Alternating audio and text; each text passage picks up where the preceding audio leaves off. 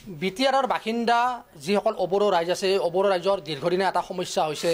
অবড়ো গাঁও কৰ্তন বা ভাষাৰ সমস্যা বা ভূমিৰ সমস্যা আৰু আজি তাকে লৈ আজি বাক্সা জিলাৰ চাপাগুৰি বিধানসভা সমষ্টিৰ অন্তৰ্গত এই ডুমুনিৰ যি অবড়োৰ যি কাৰ্যালয় আছে এই কাৰ্যালয় একত্ৰিত হৈছে অবড়ো ৰাইজ তথা জেএছপি দলৰ কিছু নেতৃবৃন্দ আৰু পোনে পোনে কেমেৰা পাৰ্চন ৰূপমে দেখুৱাব আজি যি বাক্সা জিলাৰ যি ডুমুনিৰ যি অবড়ো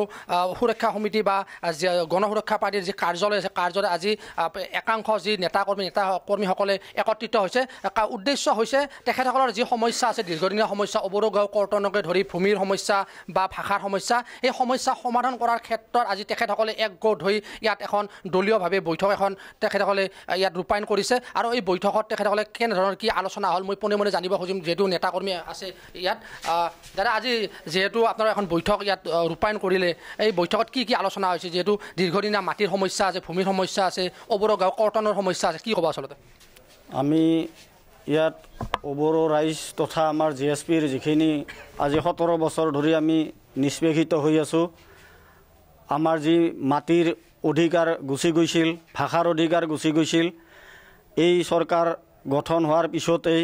অৰ্থাৎ বিজেপি UPPL আৰু জেএছপিৰ চৰকাৰ গঠন হোৱাৰ পিছতে আমি ভাষাটো পাবলৈ সক্ষম হৈছোঁ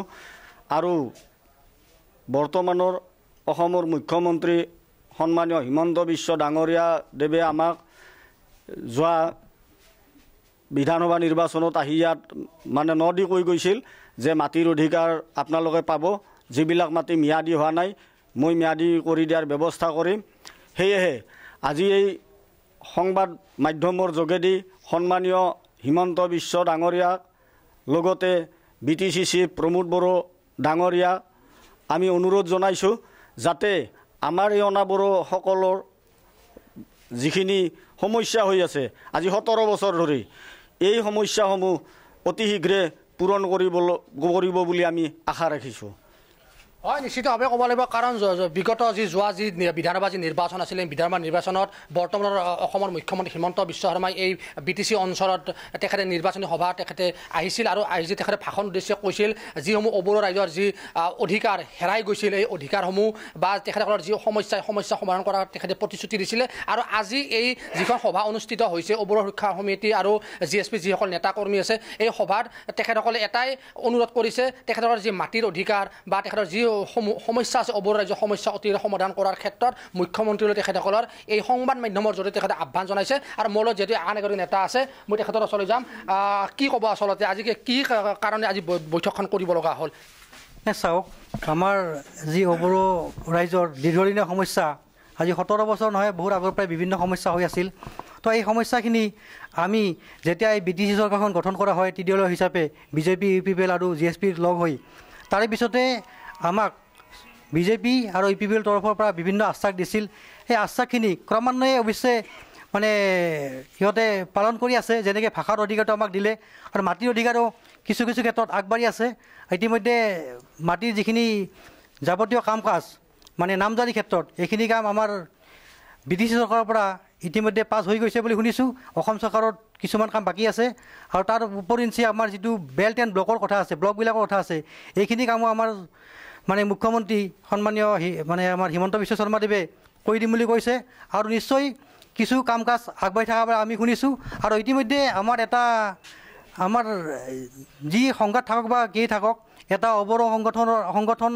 আমাৰ এটা প্ৰচাৰী দলে ইতিমধ্যে হিমন্ত বিশ্ব শৰ্মাক লগ কৰিছে তাতো কিছুমান আশ্বাস দিয়া বুলি আমি গম পাইছোঁ আৰু যদি এই কামখিনি সোনকালে কৰি দিয়ে আমি আমাৰ সন্মানীয় মুখ্যমন্ত্ৰী মহোদয়ক ধন্যবাদ জনাম আৰু যিবিলাক সমস্যা আহে এই সমস্যাখিনি সমাধান কৰি যাতে আমি BTRত সকলো জাতি জনগোষ্ঠীয়ে একত্ৰিত হৈ বসবাস কৰিব পাৰোঁ আৰু আমাৰ এই BTRখন যাতে আমি অধিক উন্নতি পথত নিব পাৰোঁ তাৰ বাবে আমি কামনা কৰিছোঁ হয় হয় নিশ্চিতভাৱে ক'ব লাগিব কাৰণ যেহেতু ইয়াত 17টা বছৰে হাগ্ৰামা মহিলাৰে ইয়াত শাসনভাৰ চলাৰে BTCত আৰু শাসনভাৰৰ সময়ত তেখেতে মডেল BTC শ্লোগান দিছিলে সকলো জনগোষ্ঠী একত্ৰিত কৰাৰ শ্লোগান দিছিলে কিন্তু আজি পৰ্যন্ত কিন্তু 17টা বছৰ কিন্তু অবড়ো যি ৰাইজ আছে BTCৰ এই ৰাইজে কিন্তু আজিলৈ এটা সুফল নাপালে তেখেতৰ যি ভূমিৰ সমস্যা বা ভাষাৰ সমস্যা বা যি তেখেতৰ যিসমূহ সমস্যা আছে সমস্যা কিন্তু আজি পৰ্যন্ত কিন্তু এই 17টা বছৰ কিন্তু হাগ্ৰামা মহিলাৰে কোনো ধৰণৰ সমস্যা কৰিব নোৱাৰিলে যেহেতু এইবাৰ প্ৰমোদ বড়োৰ নেতৃত্বাধীন যিখন চৰকাৰত যেহেতু GS পি বিজেপি আৰু UPPLৰ যি তিনিটা যি দলৰ যি নেতৃত্ব যি মিত্ৰজোঁট যিহেতু চৰকাৰ চলিছে আৰু এই চৰকাৰখনত তেখেতসকলে আশা মনত পৰি ৰাখিছে অবৰৰ যি ৰাইজ আছে BTCৰ অতি শীঘ্ৰে যি অবৰৰ গাঁও কৰ্তনকে ধৰি যি সমস্যাৰ সমাধান হ'ব বুলি তেখেতসকলে ইতিমধ্যে আশা প্ৰকাশ কৰিছে আৰু মোৰ আন এগৰাকী নেতা আছে মই তেখেতৰ ওচৰত যাম এতিয়ালৈ গাঁও কৰ্তন হোৱা নাই আপোনালোকৰ অবৰৰ গাঁও কি ক'ব গাঁও কৰ্তন যিটো আমাৰ বিটিআৰ চুক্তিমতে গাঁও কৰ্তন হ'ব লাগিছিল আৰু সেইটো লাহে লাহে আমাৰ ইতিমধ্যে চলি আছে এইটো আমি জানিব পৰা মতে অসম চৰকাৰৰ লগত এইটো সম্পূৰ্ণভাৱে আয়োগ এখন গঠন কৰিছে আৰু সেই আয়োগৰ সিদ্ধান্ত মৰ্মে গাঁওবিলাক কৰ্তন কৰাটো একেবাৰে হ'বই যিখিনি গাঁও কৰ্তন কৰিব লাগে সেইখিনি কৰ্তন হ'ব কিন্তু আয়োগৰ এটা পৰামৰ্শ মতে আমাৰ BTCৰ চিফ প্ৰমোদ বড়ো ছাৰ আৰু কি আমাৰ হিমন্ত বিশ্ব ছাৰ ঠিক তেনেধৰণে গোটেইখিনিয়ে লগ হৈ আমাৰ যিবিলাক গাঁও কৰ্তন কৰিবলগীয়া আছে এইবিলাক কৰ্তন হ'ব আৰু লগতে যিবিলাক সোমাবলগীয়া আছে সেই বিষয়ে ইতিমধ্যে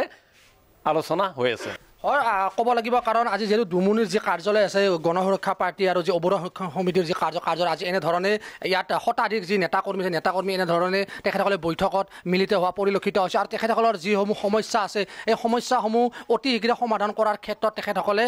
ইতিমধ্যে চৰকাৰৰ ওচৰত তেখেতসকলে দাবী উত্থাপন কৰিছে আৰু মলৰ আন এগৰাকী লোক আছে কি ক'ব আছে যি সমস্যা আছে আপোনালোকৰ আচলতে আমি ক'বলগীয়া বহুত আছে আচলতে আমাৰ যি অবৰো তথা GSP দল আজি ভূমিষ্ঠ হ'ল BTAD অঞ্চলত আচলতে 2003 চনত হোৱা BTC চুক্তিৰ যি এটা অন্যায় অবৰৰ ওপৰত অন্যায় অত্যাচাৰৰ বা যিটো এটা নমুনা দেখি আমি আজি অবৰ সংগঠন তথা GSP জন্ম হৈছি আৰু আমাৰ তাত অধিকাৰৰ স্বাৰ্থ তাত জড়িত আছে আজি আমি অধিকাৰক লৈ এইবিলাক কথা আমি তাৰমানে আজি ৰাজপথত উলিব লগা হৈছে ৰেলপথত উলিব লগা হৈছে যন্তৰ মন্ত্ৰ আদি যাবলগীয়া হৈছে যিটো সমস্যাৰ কাৰণে আজি আমি যাব লগা হৈছে সেই চুক্তি কথাক আগত লৈ আমি GSP UPPL আৰু BJPয়ে এই যোৱা পৰিষদৰ নিৰ্বাচনত যিটো মিত্ৰজোঁট চৰকাৰ গঠন কৰিছোঁ আৰু এই উদ্দেশ্যখিনি যাতে আমাৰ পূৰণ হৈ আমাৰ ইতিমধ্যে মুখ্যমন্ত্ৰী মাননীয় হেমন্ত বিশ্ব শৰ্মা ইতিমধ্যে আমাক এটা আশ্বাস দিছে আমাৰ BTC চিফ প্ৰমোদ বড়ো ডাঙৰীয়াই ইতিমধ্যে আশ্বাস দিছে যাতে আমাৰ মাটিৰ অধিকাৰ যাতে আমাৰ ভাষাৰ অধিকাৰ যাতে আমাৰ চাকৰি বাকৰি অধিকাৰ ঠিকা ঠুকুলি অধিকাৰ যাতে আমি BTCত বসবাস কৰা সকলো জাতি জনগোষ্ঠী তথা অন্যান্য পিছপৰা জনজাতিসকলে সম অধিকাৰ লৈ ইয়াত জীয়াই থাকিব পাৰোঁ সেতিয়া আমাৰ মূল উদ্দেশ্য আৰু মূল লক্ষ্য আৰু যেতিয়ালৈকে কিন্তু এই এইবিলাক উদ্দেশ্য যেতিয়া পূৰণ নহ'ব তেতিয়ালৈকে কিন্তু অবৰ সংগঠন তথা GSP দল কিন্তু ইয়াত জীয়াই থাকিব আৰু জীয়াই থকাটো বাঞ্ছনীয় যেহেতু দিছপুৰত আপোনালোকৰ কোনো বিধায়ক নাই উপ নিৰ্বাচন আহি আছে কিবা আপোনালোকৰ প্ৰাৰ্থী প্ৰক্ষেপ কৰিব এটা আমাৰ যোজা চলিছে GSP দল হিচাপে আমি আলোচনা বিলোচনা কৰি আছোঁ আমাৰ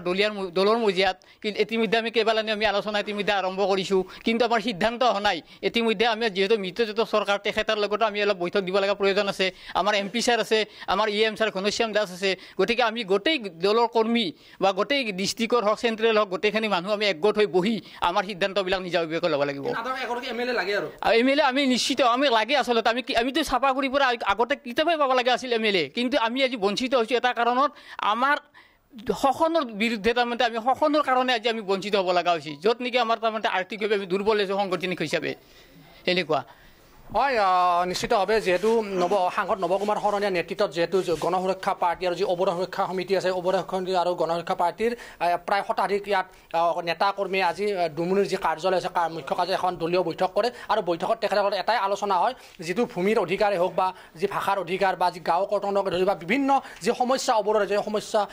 ওপৰত তাত এখন বৈঠক ইয়াত হয় আৰু বৈঠকত তেখেতসকলে এটা দাবী উত্থাপন কৰিছে অতি শীঘ্ৰে তেখেতসকলৰ যিসমূহ সমস্যা এই সমস্যা সমাধান কৰিব লাগে আৰু সমাধান কৰি এখন স্বচ্ছ